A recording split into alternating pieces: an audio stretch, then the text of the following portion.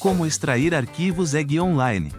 Acesse easyzip.com, clique em Descompactar, depois em Outros, e navegue até Extrator de arquivos EG.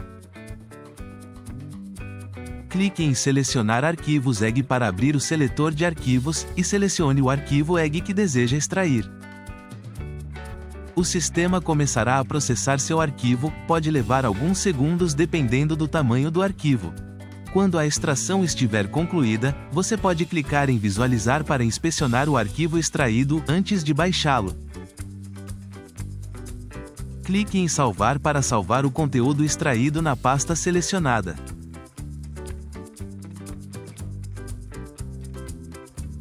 É assim tão fácil.